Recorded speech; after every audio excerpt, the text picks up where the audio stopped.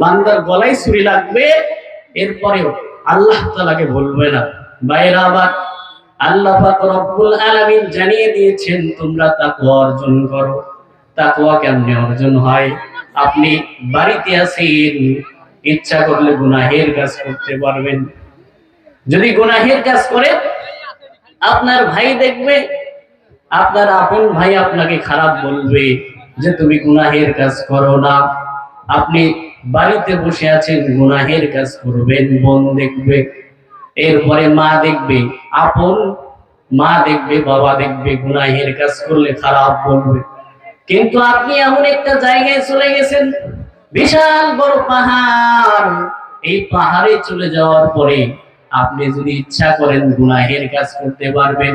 সেখানে আপনার ভাই দেখবে না, বোন দেখবে না, আপন মা দেখবে না, আপন আত্মীয় স্বজন কেউ দেখবে না। কিন্তু আপনি ভাবতেছেন কেউ যদি না দেখে আমার আল্লাহ পাক রব্বুল আলামিন ঠিকই দেখবেন। এই আল্লাহ তাআলা দেখবেন। এই ধ্যানে খেয়ালে আপনি গুনাহের কাজ করলেন না, গুনাহের কাজ ছেড়ে দিলেন। আল্লাহ পাক রব্বুল আলামিন বলেন বান্দারে, এটাই হলো তাকওয়া। তাকওয়া মানে আল্লাহর ভয়। তাকওয়া অর্জন করো, তাকওয়া থাকবে অন্তরে কলবে।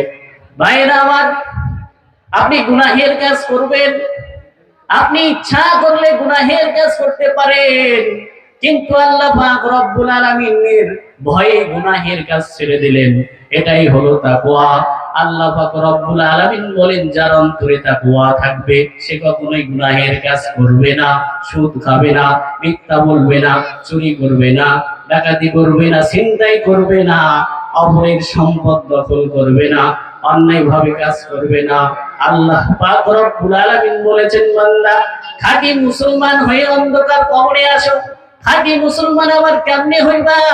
তুমি তো মুসলমানের ঘরের সন্তান, নিজের মা মুসলমান, নিজের বাবাই মুসলমান। আবার আল্লাহ পাক রব্বুল আলামিন বলেছেন বান্দারে তুমি খাঁটি মুসলমান হয়ে কবরে আসো।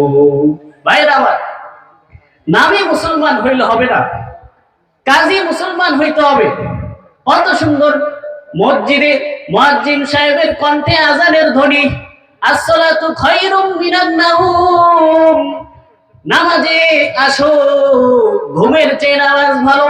এরপরে আমরা নামাজে আসি না, ফজর কাটে, জোহর কাটে, এরপরে আসর কাটে, মাগরিব কাটে, এশা কাটে, এরপরে আমরা এক ওয়াক্ত নামাজে আসি না। অথচ রাসূল বলেছেন বাইনাল আব বাইনাল কুফর তারাকাস সালাত, একজন মুমিন আর একজন কাফেরের মধ্যে পার্থক্য হলো নামাজ। যেই বান্দা নামাজ ছেড়ে দিবে সে কাফের হয়ে গেল। আল্লাহ পাক রব্বুল আলামিন এই জন্যই বলছেন ও বান্দা মুসলমান হয়ে কবরে আসো, না হয়ে কবরে আসো না, কবরটা জাহান্নামের বাগান হয়ে যাবে।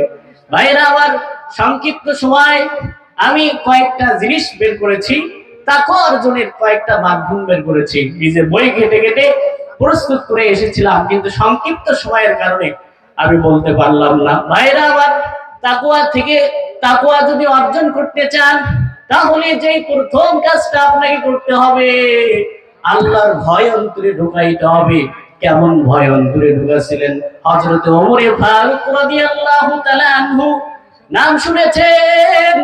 হযরত ওমর ফারুক রাদিয়াল্লাহু তাআলা আনহু কেমন ভয় করলেন আল্লাহকে। আবু বকর সিদ্দিক রাদিয়াল্লাহু তাআলা আনহু, হযরত ওসমান ফারুক রাদিয়াল্লাহু তাআলা আনহু, আলী রাদিয়াল্লাহু তাআলা আনহু ভয় করেছিলেন। হযরত আলী রাদিয়াল্লাহু তাআলা আনহুকে মায়ার নবী প্রশ্ন করেছেন, আলী তুমি বলো, তুমি যে ইসলামে আসলা, বলো টাকা চাও না ইলম চাও? বলে ইলম চাই। বলে কেন? বলে ইলমের বড় দাম।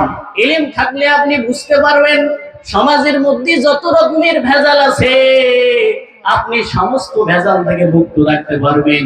যত প্রকারের গ্যাঞ্জাম আছে আপনি সহজেই গ্যাঞ্জামে জড়াইবেন না। আপনার সমাজে যত রকমের ভেজাল আছে ভেজাল থেকে আপনি মুক্ত থাকতে পারবেন। এই জন্য হযরত আলী রাদিয়াল্লাহু তাআলা আনহু বলেছেন আমার টাকা পয়সার কোনো দাম নাই, টাকা পয়সার কোনো দাম নাই। যদি চিন্তা করে দেখেন, আপনি যদি চিন্তা করেন টাকা দেখবেন, টাকা আছে, বাড়ি আছে, গাড়ি আছে, সম্পদ আছে, এরপরে বিবি আছে। ভাইয়েরা আবার, আল্লাহর এক জ্ঞানী ব্যক্তি বলেছেন, আমি চিন্তা করে দেখলাম আসলে বাড়ি আমার না, গাড়ি আমার না, বিল্ডিং আমার না, ফ্যাক্টরি আমার না, আমি আরো চিন্তা করে দেখেছি ছেলে আমার না, মেয়ে আমার না। বলে কেমনে মেয়ে আপনার না? বলে আরে আরে আমার জীবনটাই তো আমার না। আইনামা তাদখুলু ইয়াদরিকুমুল মাউত, কখন যে মৃত্যু আসবে কেউ বলতে পারবে না, কখন যে অন্ধকারের কবর যেতে হবে, আজরাইল হাজির হয়ে যাবে কেউ বলতে পারবে না। এই জন্য আমাদেরকে তাকওয়া অর্জন করতে হবে। তাকওয়া অর্জন করে গুনাহের কাছ থেকে আমাদের সরে থাকতে হবে। ভাইরা আমার, গুনাহের কাছ থেকে যদি আমরা সরে থাকি তাহলে আল্লাহ পাক রব্বুল আলামিন আমাদেরকে জান্নাত দিয়ে দিবেন। ভাইরা আমার, তাকওয়া অর্জন করার মাধ্যম হলো বেহায়াপনা, অশ্লীলতা থেকে দূরে থাকা। আমরা দেখি আজকে সমাজের মধ্যে নিজের মেয়েটা কেমন জানি পর্দা করে না, সকালবেলা বের হয়ে পড়ে, খানা দানা করার পরে ফজরের নামাজ নাই, বিশ্ববিদ্যালয়ের বেড়ে গেছে, বিশ্ববিদ্যালয়ের বারান্দায় গিয়ে কত রকমের গুনাহের কাজে লিপ্ত।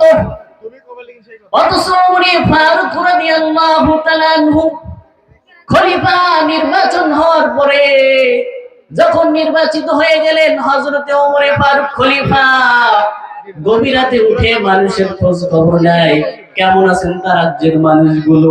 হঠাৎ করে একদিন তাকায়া দেখে জঙ্গলার কিনারায় একজন বৃদ্ধা মহিলা বসে আছেন, চতুর্পার্শ্বে কিছু সন্তান গুলো ঘুমাইয়া আছে।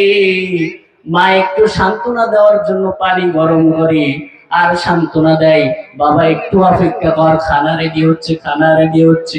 হযরত ওমর নিজের চোখে দেখলেন, দেখার পরে নিজের পরিচয়কে গোপন করে রাখলেন। হঠাৎ করে আম্মা জানের সাথে এক পর্যায়ে মোলাকাত হয়ে গেল। ওমরে ফারুককে প্রশ্ন করলেন, ও যুবক, কে তুমি? বলে আমি একজন যুবক সন্তান। কেন এসেছো? বলে গভীর রাত, কেউ নাই, এই জন্য আমি একটু এই রাতে দেখতে আসলাম আমার এই এলাকার মানুষগুলো কেমন আছে, কি কাজকর্ম করতেছে, কেউ গুনাহের কাজে লিপ্ত কিনা, গুনাহের কাজ করতেছে কিনা, নেক আমল করতেছে কিনা। হযরত ওমর ফারুক নিজের পরিচয়কে গোপন করে রেখেছেন। আম্মাজান বললেন, যুবক তুমি দেখছো আমার ঘরে খানা নাই, পানি নাই, কিন্তু আমি আমার সন্তানদেরকে একটু সান্ত্বনা দেই যে অপেক্ষা করো, খানা রেডি হচ্ছে, একটু অপেক্ষা করো, খানা রেডি হচ্ছে।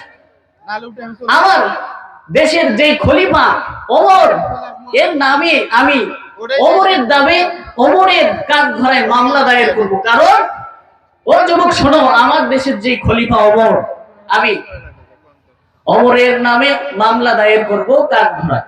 তো ওমরে ফারুককে তো তিনি ছিলেন নাই যে এই ব্যক্তি ওমরে ফারুক রাদিয়াল্লাহু তাআলা আনহু। ভাইরা আমার, আমি এখানেই শেষ করছি, সংক্ষিপ্ত সময়।